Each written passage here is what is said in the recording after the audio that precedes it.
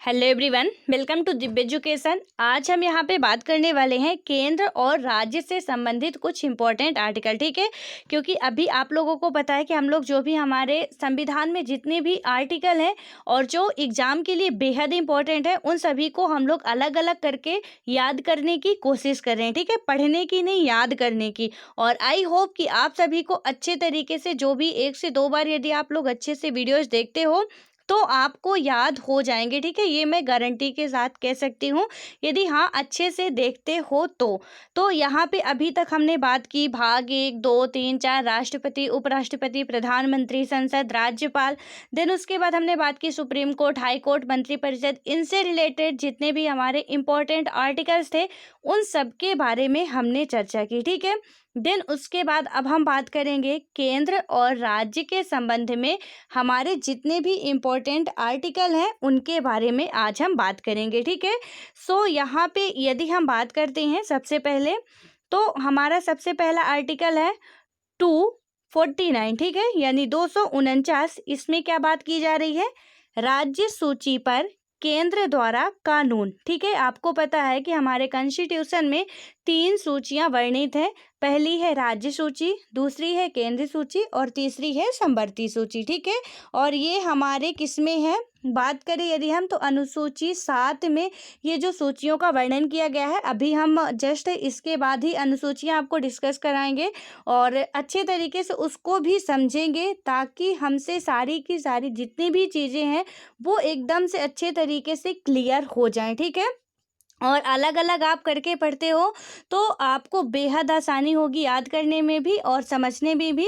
तो यहाँ पे जो हमारी ये सातों मतलब 3 अनुसूचियाँ जो हैं, सूची जो है वो किस अनुसूची में वर्णित है? हमारे जो संविधान में 7वीं अनुसूची है, क्योंकि अभी आपको पता है कि प्रेजेंट टाइम में 460+ आर्टिकल, देन उसके बाद बात करें 25 भाग हैं और हमारे बात करें तो 12 अनुसूचियां वर्तमान समय में हैं। ठीक है, तो 7वीं अनुसूची में इन सूचियों का वर्णन है, जो कि हमारे कॉन्स्टिट्यूशन में बात की गई है कि 3 सूचियां होंगी।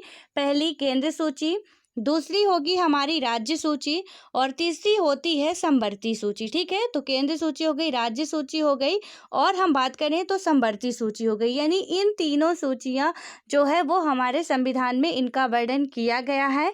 तो यहाँ पे क्या होता है, केंद्र सूची में क्या होता है, थोड़ा सा आप समझ लो कि यहाँ पे सिर्फ जो भी इसके अंतर्गत सब्जेक्ट रखे जाते हैं, तो इनमें किसका मतलब अधिकार होता है कानून बनाने का?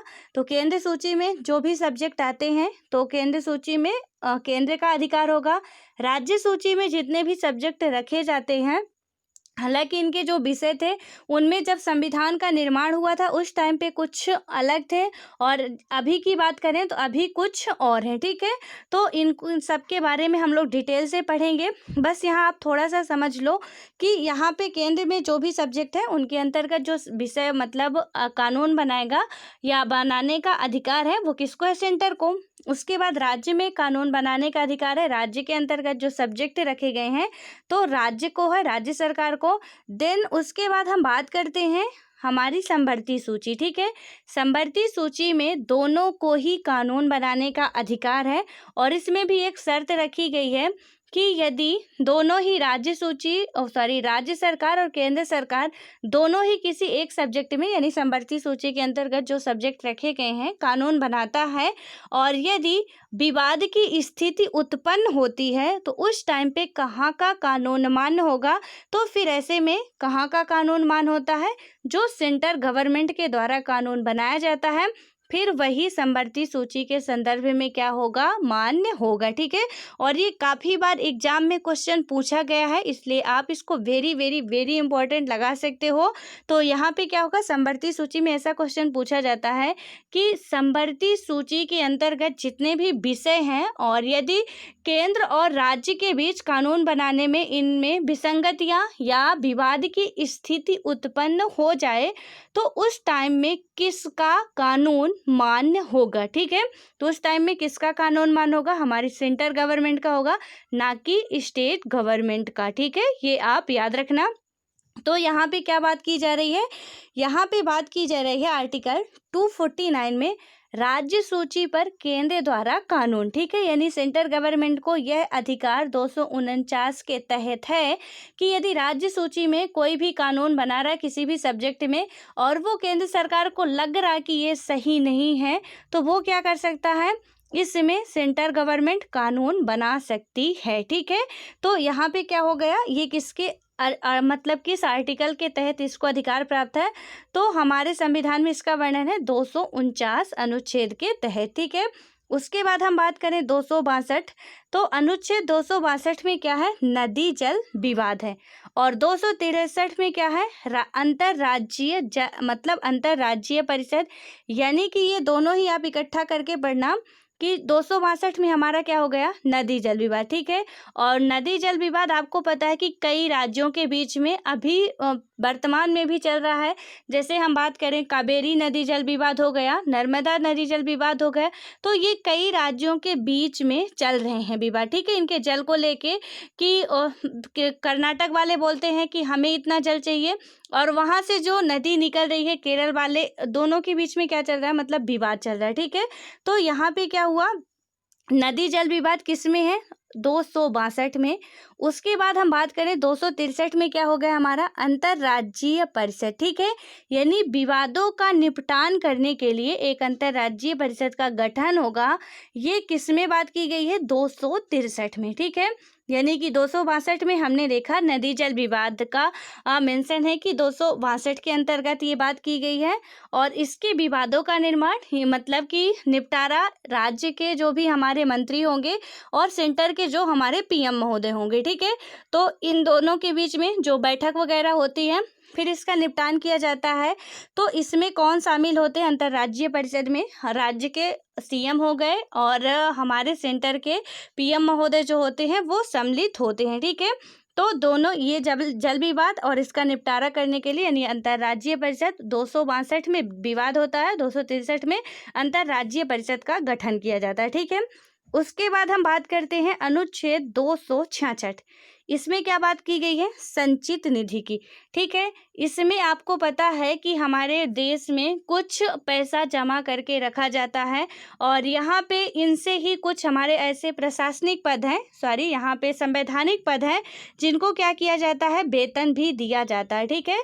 तो कभी कभी जब हम चैप्टर पढ़ेंगे तो वहाँ अच्छे तरीके से समझेंगे कि किस को मतलब जो भी संवैधानिक पद हैं जैसे राष्ट्रपति, प्रधानमंत्री और ये जो सीएम पीएम है हमारे, ये संवैधानिक पद है, ठीक है। तो इनको कहाँ से वेतन दिया जाता है, तो संचित निधि से दिया जाता है या आकस्मिक निधि से दिया जाता है, तो इन सारी बातों को हम लोग चर्चा करेंगे, ठीक है। तो संचित निधि यानी कि जो भी हमारा कोष एक जगह जमा किया जाता है, तो ये किसमें बात की गई है कि भारत में एक संचित निधि का भी गठन किया जाना चाहिए, आर्टिकल 266 के तहत बात की गई है, ठीक है। उसके बाद आकस्मिक निधि यानी कि विपत्ति के समय में या आपातकाल की स्थिति में हमारे पास कुछ पैसा जमा होना चाहिए।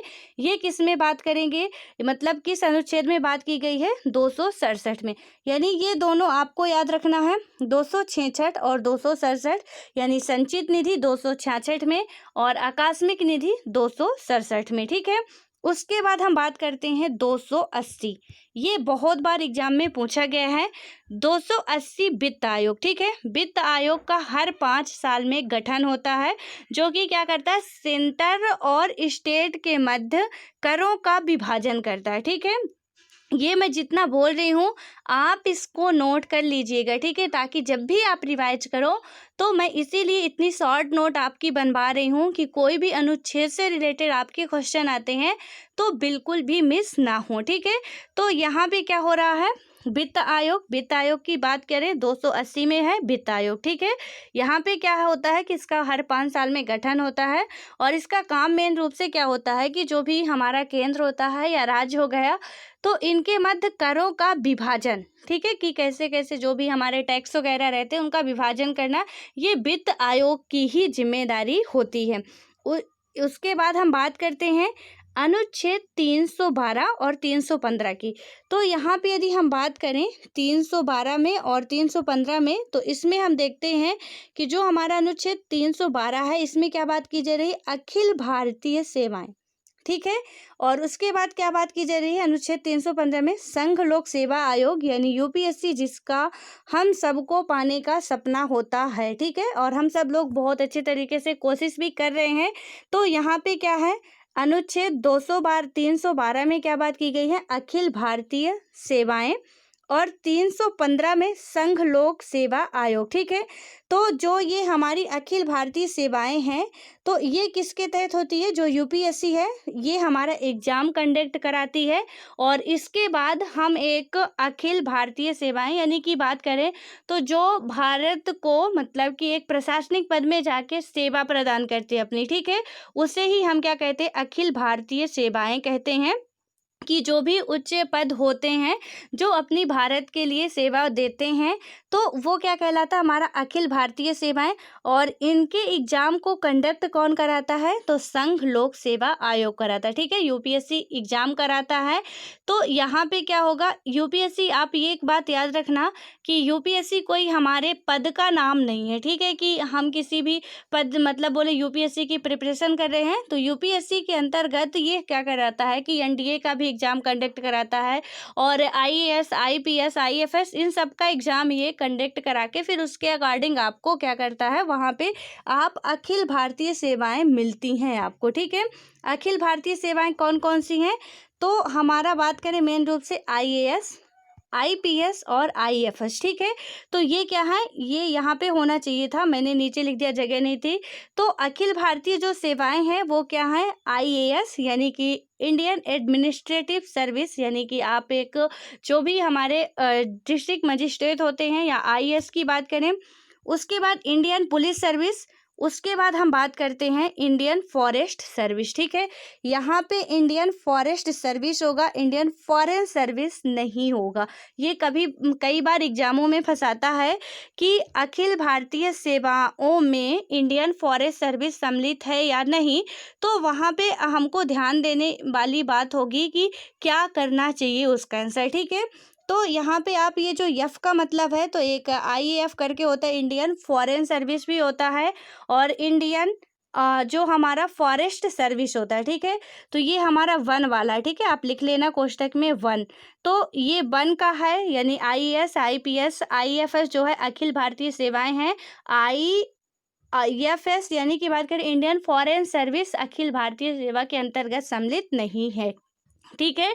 तो ये जो है ये किस अनुच्छेद में इसका वर्णन किया गया है, तो हमारा 312 में अखिल भारतीय सेवाएं। अखिल भारतीय सेवाएं मुख्य रूप से जो हमारी तीन है उनको आपने समझ लिया, IAS Indian administrative service, IPS Indian police service, then IFS Indian forest service, ठीक है। फॉरेस्ट आप याद रखना, क्योंकि ये क्वेश्चन कई बार आप किसी भी ईयर का पेपर एग्जाम उठा मतलब जो भी प्रीवियस ईयर के क्वेश्चन पेपर यदि आप सॉल्व करते हो तो वहाँ पे आपको किसी न किसी ईयर में जरूर देखने को मिल जाएगा, ठीक है, कि अखिल भारतीय सेवाओं में सम्मिलित है, और आपको ऑप्शन दे दिए जाएंगे, तो वहाँ पे या कि अखिल भारतीय सेवाओं में सम्मिलित नहीं है, ठीक है। और तीन आपको ये दे दिए, हिंदी से लिख के दे दिए, सपोज कि जो भी हमारा होता है कि आईएएस, आईपीएस, या इंडियन एडमिनिस्ट्रेटिव सर्विस, या Indian police service, Indian forest service, या इंडियन फॉरेन सर्विस, ठीक है। अब वहाँ पे हमसे पूछा गया कि नहीं है, तो उस टाइम हम क्या लगाएंगे कि Indian foreign service Akhil Bharatiya सेवा नहीं है, ठीक है।